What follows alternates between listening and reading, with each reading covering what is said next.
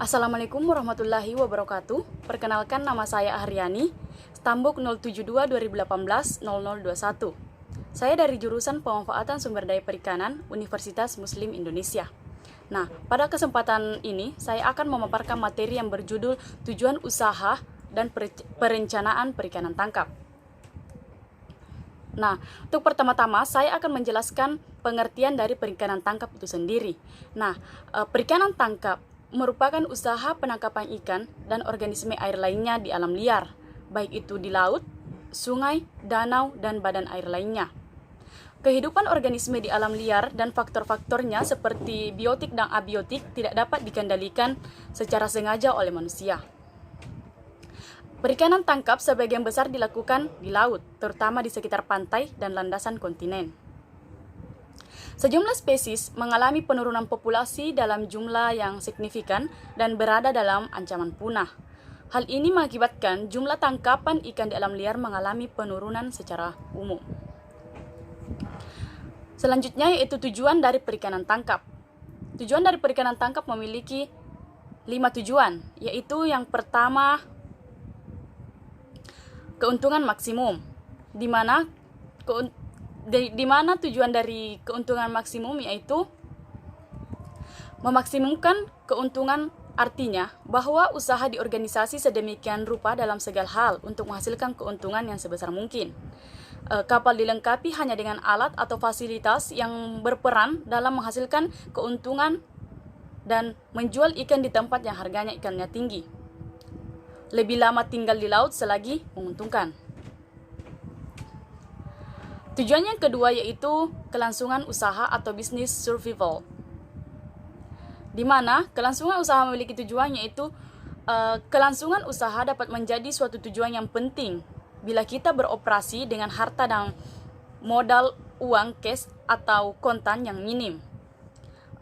Resiko besar dan peluang menghasilkan keuntungan yang tinggi tidak dapat ditempuh tujuan usaha ini.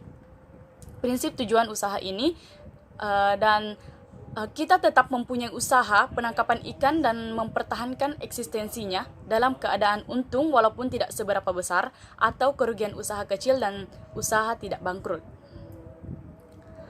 Tujuan yang ketiga yaitu keamanan keuangan, di mana keamanan keuangan ini mempunyai prinsip usaha, yaitu tidak rugi, harta modal tidak akan hilang walaupun tidak untung sama sekali, keselamatan harta modal sangat diutamakan.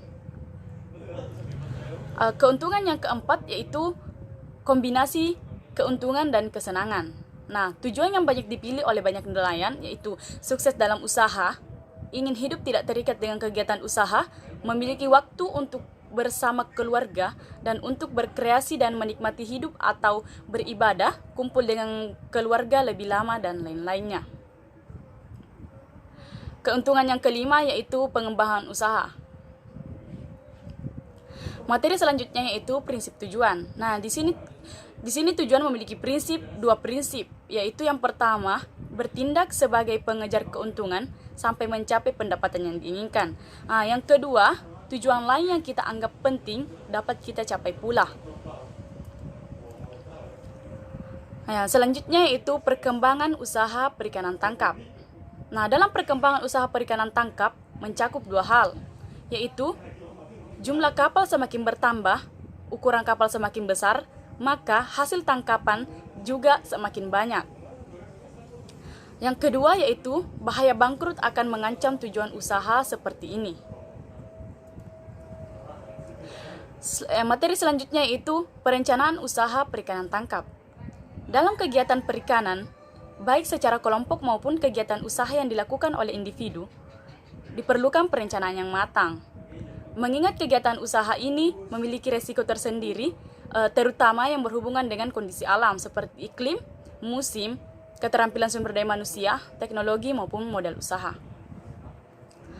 Suatu rencana usaha yang efektif akan dapat meyakinkan penyandang bahwa Anda telah mengindikasikan peluang dari pertumbuhan usaha tinggi, serta Anda memiliki bakat dalam mengelola berwirausaha, berbagai kemampuan yang lain, sehingga secara efektif memanfaatkan peluang serta memiliki rencana yang rasional dan kredibel. Selanjutnya yaitu Fungsi perencanaan usaha. Nah, di sini fungsi perencanaan usaha memiliki 3 fungsi, yaitu yang pertama, mendorong calon pelaku usaha untuk berpikir mengenai apa yang akan dikerjakan. Fungsi yang kedua, yaitu dapat digunakan untuk menilai keragaan aktual usaha pada jangka waktu tertentu. Nah, fungsi yang ketiga, yaitu merupakan dokumen yang dapat dinilai oleh pemberi kredit untuk menilai bisnis baru maupun pengembangan bisnis yang sedang dikerjakan. Nah, slide berikutnya yaitu keberhasilan perikanan tangkap. Nah, kunci keberhasilan perikanan tangkap, pembangunan perikanan tangkap adalah pengolahan sumber daya ikan secara optimal dan berkelanjutan. Oleh sebab itu, pengolahan perikanan yang baik dan bertanggung jawab merupakan keharusan yang harus dilaksanakan oleh semua pihak. Pembangunan perikanan tangkap yang berkelanjutan membutuhkan dukungan dari segenap pihak, baik itu dari pemerintah, pelaku usaha, akademisi, maupun masyarakat luas. Selain itu, pembangunan perikanan tangkap juga membutuhkan kepekaan, kepedulian, dan empati yang dilandasi dengan nilai-nilai spiritual yang luhur. Nah, itulah materi yang dapat saya sampaikan. Lebih dan kurangnya mohon dimaafkan. Wassalamualaikum warahmatullahi wabarakatuh.